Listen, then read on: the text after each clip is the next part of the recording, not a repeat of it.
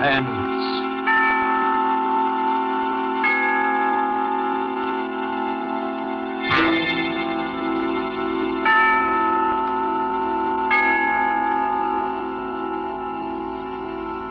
This is the Man in Black, here again to introduce Columbia's program, Suspense. Our star tonight is Miss Mary Astor, one of Hollywood's most charming and resourceful actresses, and a lady who is no stranger to the art of keeping audiences in suspense. Ask anyone who saw her in The Maltese Falcon or Across the Pacific. The story called In Fear and Trembling by J. Donald Wilson is tonight's tale of suspense. If you have been with us on these Tuesday nights, you will know that suspense is compounded of mystery and suspicion and dangerous adventure.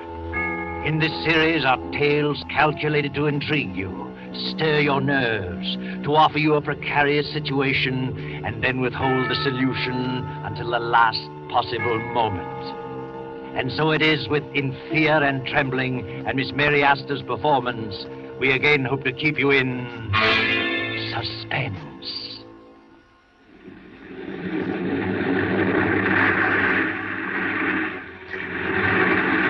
At the edge of the cliff, overlooking the sea, sits a gray stone mansion, weather-beaten by the storms of several decades.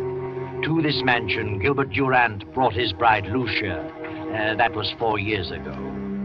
Gilbert and Lucia were quite happy until a year ago, when Lucia's half-sister Beverly came to live with them. Gradually, something began to happen. Lucia felt that some insidious horror was beginning to gnaw at her happiness. She began to know that Gilbert's ardor was beginning to cool. He became more absorbed in his writing. Then she felt the cold clamminess of the great stone structure creeping about her, clutching at her heart. Anyone who saw her could tell that fear was growing in her mind, a fear of something which she could not or would not explain. One evening, Lucia, having excused herself at dinner, tossed on her bed in a fretful sleep. No. Don't get away from me! Mrs. Durant! Mrs. Durant, what's wrong? Oh, Benson, come in. Well, what on earth is wrong? Why were you screaming? Oh, Benson, I must have been dreaming. It was horrible. You're white as a ghost and shaking like a leaf. Yes, I know. Oh, Mrs. Benson, I can't stand it. It's driving me mad. It makes the 4th or 5th time I dream the same thing, the same in every detail. I've never heard you scream before. No. Oh, that's probably because... What? Oh, it always comes a little closer to me. Tonight it almost reached me. It? What do you mean? I don't know what it is. It's a figure. A human figure, but I can't tell whether it's a man or a woman. It comes through that door and walks slowly across the room with its arms outstretched, reaching for me. Are you sure you were dreaming? Now that I think of it, it isn't like a dream, an ordinary dream. Its reality seems to carry over even after I'm awake. That's what's made you so ill. This dream, if it is a dream, means something? Is that what you think? It's a premonition? Perhaps. What time is it? 9 o'clock. Where's Gilbert? Your husband went horseback riding over an hour ago. Did he go alone? Your sister went with him. Beverly? Why didn't he ask me to go? Well, you've not been yourself lately. Not been feeling well. Yes, of course. Well, if you're feeling better, I'll go back to my room. Mm-hmm. Oh, yes, I'll be all right. Thank you, Miss Benson. Good night. Good night, ma'am. Beverly. Gilbert. Beverly. Lucia lay there for a while, staring wild-eyed at the patch of moonlight on the bedroom door, listening, waiting. Then, as the clock struck 10:30, the door opened, and a figure stepped into the room and moved noiselessly through the moonlight to Lucia's bed. Suddenly, Lucia opened her eyes. Don't! Lucia, what's wrong with you? What are you doing in my room? I just wanted to know how you felt. How long have you been standing there? Oh, just a few seconds. I was dreaming, I guess. When I woke up, you startled me. Why were you yelling, don't? I don't know. I haven't the slightest idea. I talked with Dr. Henry about you today. I told him how run down you were, and he suggested that I get a tonic for you. I'll drop in at the drugstore on my way home tomorrow evening. A tonic? Yes. What is it? Oh, I don't remember. Something in strychnine. Strychnine? Yes, he said it would give you an appetite. Where have you been, Gil? Oh, I've been riding. Nice moonlight night. Very pleasant. Did Beverly enjoy it? Yes, she's an excellent rider. I've decided to buy that filly from Thompson. Going over there tomorrow afternoon. Is Beverly going with you? Yes. He's a good judge of horseflesh. Why? Nothing. I just asked. Well, good night, Lucia. See you at breakfast? Yes. Good night.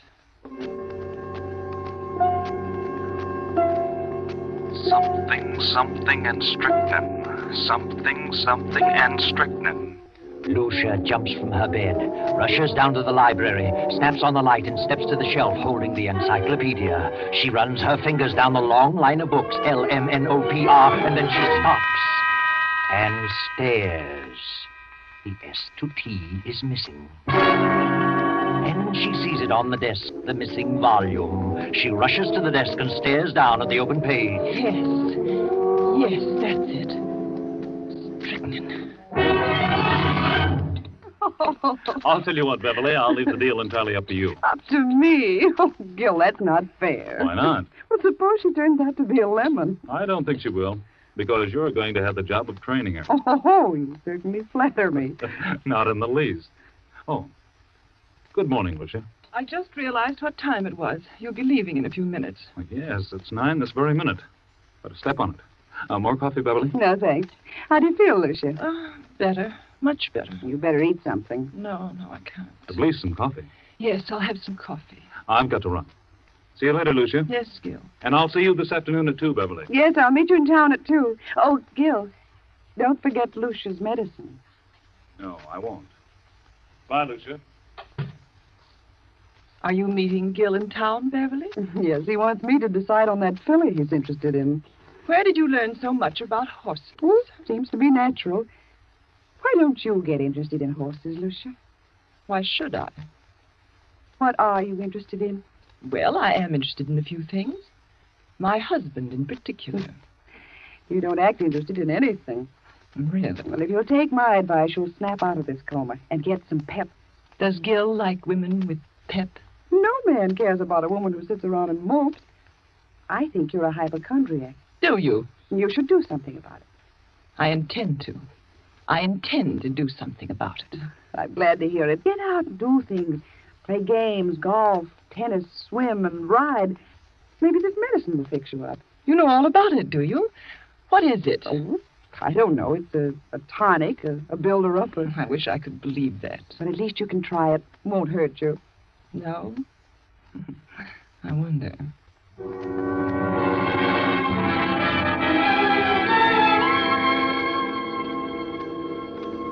Oh, come in, Dr. Hanby. Well, Lucia, why did you call me out here? What's wrong? I just couldn't make it into town. Oh, it can't be as bad as all that. Did Gilbert talk to you about me yesterday? I saw Gil for a few moments at the club during lunch. Said you were run down. Did you give him a prescription for me? Oh, never do that until I've examined the patient. You didn't give him a prescription. Well, no. What did you suggest for me? Oh, I don't know. Mentioned a few tonics he might get for you. Spoke of beef iron and wine and sherry and egg and... I don't remember what else. Then you mentioned nothing specifically. I don't think so. I see.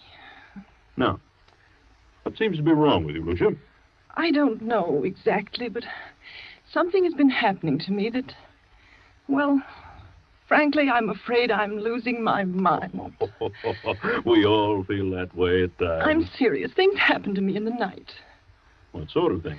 At first I thought they were just nightmares, but when you have a nightmare, you wake up and the fear is gone. You realize the truth.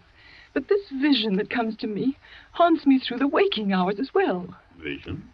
Something, I think it's a person, comes through my bedroom door, comes toward my bed with outstretched arms as though it intends to strangle me. Each time it comes a little closer. And my fear is that eventually it will get to me before I wake up. I see. You always dream the same dream? If it is a dream, yes. And who is the person? I don't know. You don't think it's really a dream? No. I think it's a premonition. Have you any basis for such a fear in real life? Is there someone or something that you're afraid of? Doctor, I'm convinced they're not dreams, that I'm not asleep. Oh, nonsense. I'm positive they're not mere dreams. Well, I think it's all due to your run-down condition. You probably don't sleep as soundly as you should, so you transfer sounds in the night to dreams at night. That's exactly what I mean. If I'm only half asleep, I may be transferring actual movement and sounds into dreams. In other words, if someone slams a door in the night, I may half hear it and attribute it to a dream. Yeah. Oh, But then perhaps I'm not dreaming. Don't you see? I think you'd better come into town and have a thorough physical. You mean a checkup by a psychiatrist? Oh, I may have someone help me. It's the usual thing, you know. Oh, Dr. Henry, I'm so frightened. No. Everything's going to be all right. I'm afraid. Afraid that I'm going to die. That someone is trying to kill me. Oh, you're not going to die. That's ridiculous. I'll call you and make an appointment. That's better. Very well. In the meantime, try not to think about it. Keep your mind on the brighter side. Yes. I'll try. All afternoon and on into the evening, that awful gnawing of jealousy and fear occupy every moment. Gil and Beverly. How could they do such a thing? And how far will they go to get you out of the way, Lucia? Will they stop even at murder?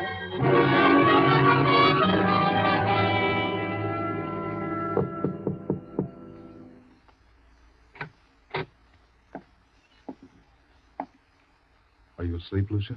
No, I'm not asleep.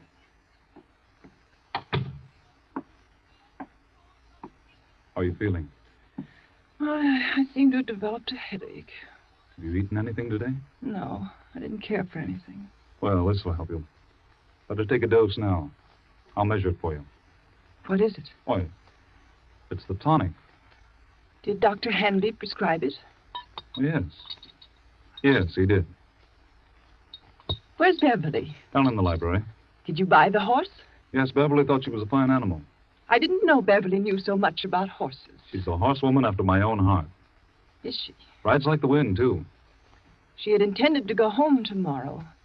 Is she staying on? She's got to. I wouldn't think of her leaving now. Why not? Well, for one thing, she's going to train the horse. And what else? Why, nothing else. Here, take this. It's a little bitter, but you'll get used to it. Gil, Go ahead, it won't hurt you. I don't want it. And why not? It has poison in it. Well, I suppose it does have a little, yes. But only enough to act as a tonic. I don't want it. I won't take Are it. you going to act like a child? Take it and quit arguing. I won't. Take it, swallow it down. I can't take it. You're impossible, Lucy. I'm afraid. You need this medicine, but you're so confoundedly stubborn you'd rather sit around and mope all day. Very well, there it is. You can take it or not. I'm disgusted trying to help you pull out of this. Good night. No. Wait, Gil. I'll take it. I don't care whether you do or not. There. I've taken it. Terribly bitter. Well, that's more like it. Now take another dose around 11. Gil, where's Mrs. Benson? Why, I told her she could have the night off. But she might like to spend the evening in town. You let her off? Yes, she's been sticking pretty close lately. Yes, she has. Good night. Good night, Lucia.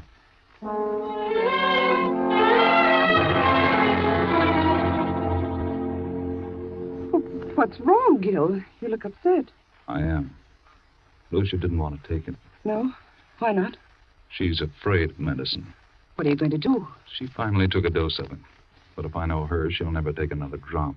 She's got to take it, Gil. You've got to figure out a way to make her take it. It can't be disguised. It's too bitter. Try something else. I'll try and coax her into it again. Isn't there something that tastes more pleasant or Or something you could put in milk or orange juice?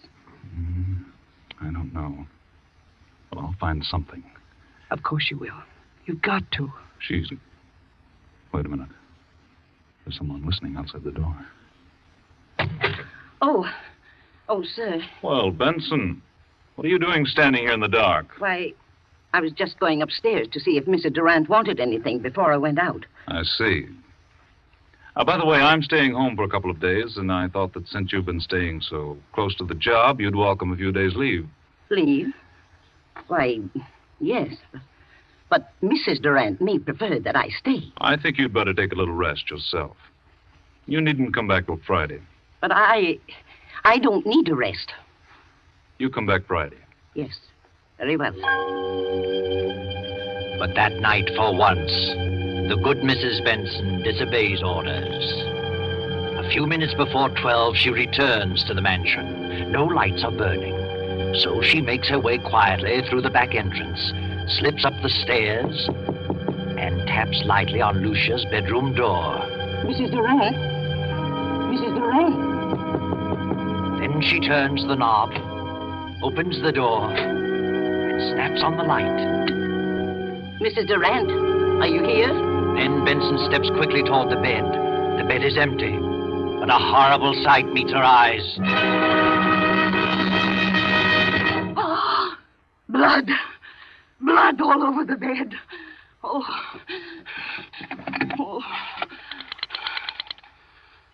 Get me the police department.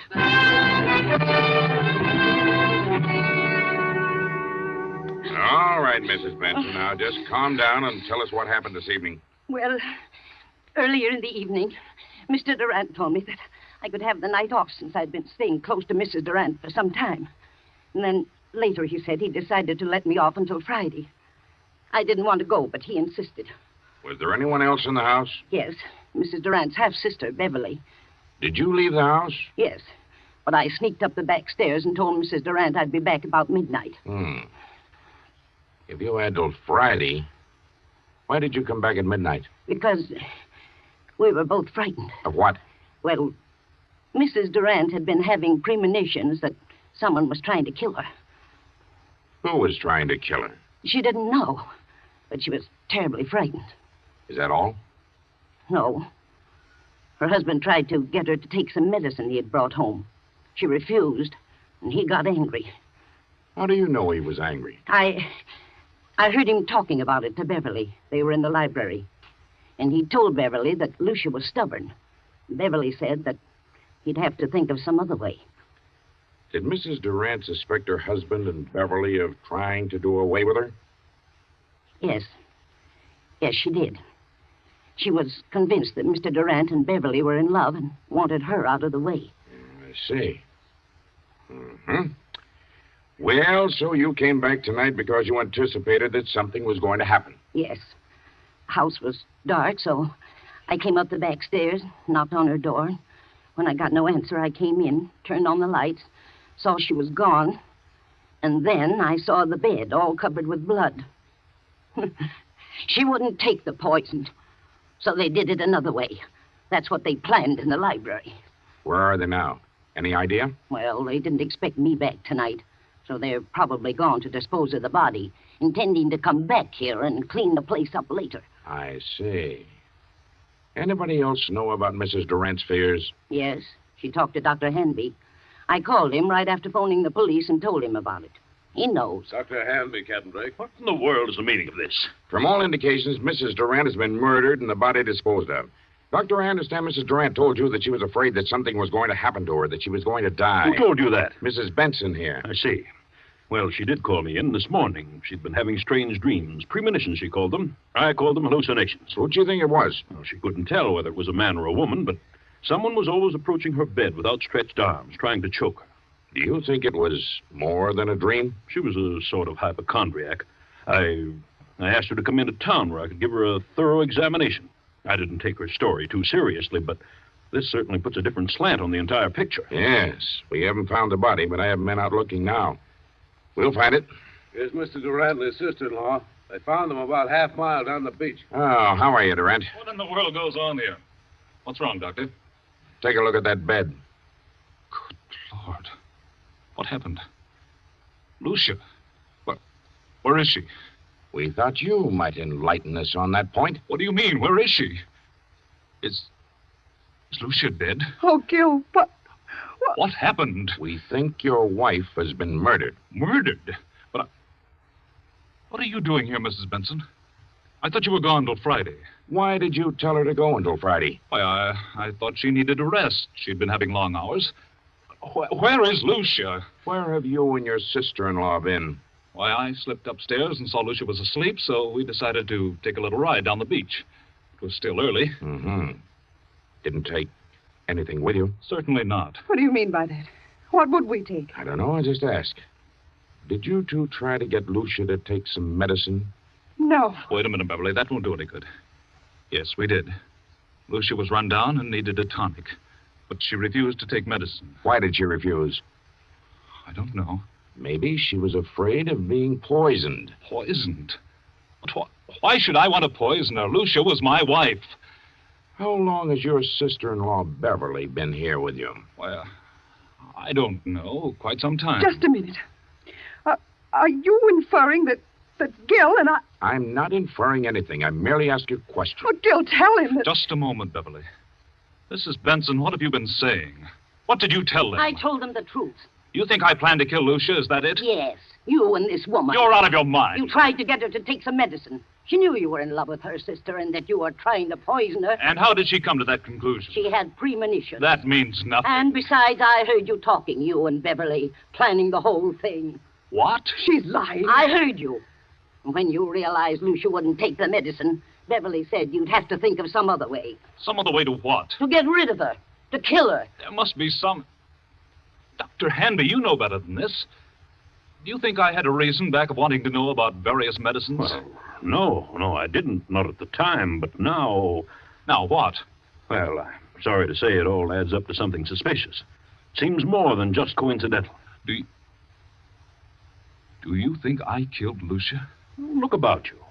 Look at the room. What else am I to think? What was the tonic you tried to give your wife? It had strychnine in it. That right, Durant? Why, yes. It was one of the things Dr. Hanby mentioned. It was iron, quinine, and strychnine. Did you mention that, Doctor? Well, I suppose I did. It's a commonly known tonic. Did you add anything else to it, Durant? Certainly not. How about it, Sergeant? What's the report? The bottle contained iron, quinine, and strychnine, and a heavy content of arsenic. Arsenic? But that isn't possible. I put nothing in it. Where would I get arsenic? It was in there just the same. Good heavens. Doctor, this isn't true. You know it isn't. I hate to say it, Gil, but the evidence looks bad for you. Benson knows what this is all about. She's lying. She knows Gil wouldn't do such a thing. She's back of it all. Why? I don't know. But believe me, I'll find out if I have... That'll do. Under the circumstances, I think you'd all better come down to headquarters so we can keep you separated. Come on. And no more talking. After 48 hours of relentless grilling, endless questioning, Gil and Beverly are released on a writ of habeas corpus. Weeks go by, and Lucia's body has not been discovered, so the district attorney makes a public announcement that no murder charges can be preferred against them due to lack of corpus delicti, the failure to produce the body, Lucia's body. Then one evening, Beverly and Gil talk in the library. Beverly, I want you to know how wonderful I think you've been. You've stuck right beside me, never lost your nerve, and, well, you're one girl in a million. Oh, thanks, Gil, but it isn't over yet. They won't stop their search for Lucia's body, and if they find it, we haven't a chance. I know, but what can we do about it? Well, why couldn't we leave the country? Together? Not necessarily. They'd be sure to follow us. But we could go separately in different ways, and... And meet someplace later on? Is that what you mean? Yes, that's what I mean. It seems a bit mad. It would be equal to an out-and-out confession. Oh, but Gil, if they find Lucia's body, we haven't a chance. It's too strong against us. We could never come back, Beverly. What of it? I don't want to die, Gil. And I don't want anything to happen to you. Beverly, I don't know what to say. I'm frightened, Gil. I can't stay here with such horrible fear hanging over me. I'll go mad. If you don't go, then I will. I'll leave tonight. Please, Beverly, I need you more than ever now. Please don't go. Don't worry, Gilbert. She won't leave you. Lucia. Heavens, Lucia. I won't let her leave you. I'll see that you both go together and stay together for a long, long time. Lucia, what? Lucia. We thought you were dead. Disappointed, aren't you? Where have you been? What are you going to do with that gun? You thought I was dead. Well, I'm not. I'm live enough to pull this trigger. I've been hiding for weeks, and I've been behind those curtains for the last 20 minutes. I heard every word. Now I know you're in love with each other. Now I know you wanted to do away with me. In love? Beverly and I? From the day she came here, she took you away from me. I did not. We never thought of such a thing, never. Never entered our mind. Why lie about it? You've let your imagination run away with you, Lucia. You're insane. You think so? Well, if I am, it's your fault. Yours and Beverly's. You've driven me insane, both of you. I had a plan to get even with you, to make you pay for what you've done, but it failed. What plan? You see, I didn't know about the law of corpus delicti, but I do now. And this time there will be a body. 2 bodies. Yours and Beverly's. You're a suspicious-minded devil, Lucia. I planned to trap you on a murder charge. My murder. But it's going to be your murder now. You were convinced that Beverly and I were in love? Of course. I never needed a dream nor a premonition. I cut myself and smeared blood on the bed and disappeared. When I found they couldn't touch you without the corpus delicti, I came back to kill you. Lucia, you fool, you vicious-minded fool. I'm going to tell you something. Then go ahead and shoot me if you will. Lucia, not until now, this very moment, has the thought of loving Beverly ever occurred to me. You never loved Beverly? No. But I can tell you this, Lucia. Now that I've seen you as you really are, I could never love you again, never. Gil. Wait, Beverly. But I was sure. I was convinced that you and Beverly were... You were sure only because your warped, jealous mind convinced you that there was something between us. You mean You certainly made a sorry mess of your life, Lucia. Then all I've done is kill your love.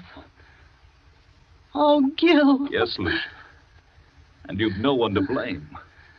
No one but your own miserable self. Lucia, don't, Lucia!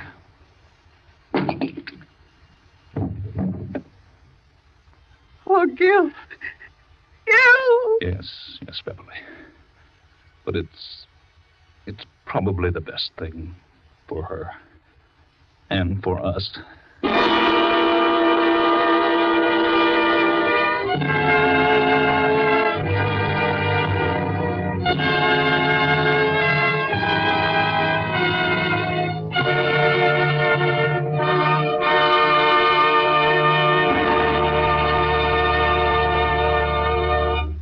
And so closes In Fear and Trembling, starring Metro-Goldwyn-Mayer's Mary Astor, tonight's tale of Suspense.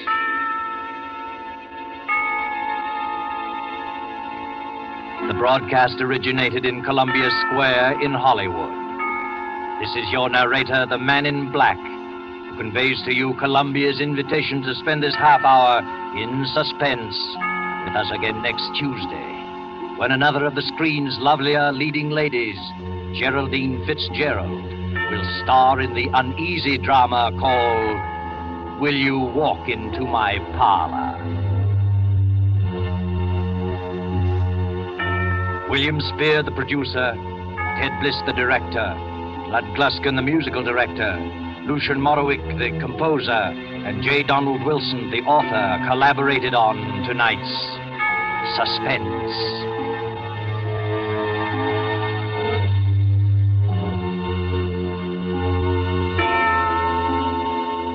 This is the Columbia Broadcasting System.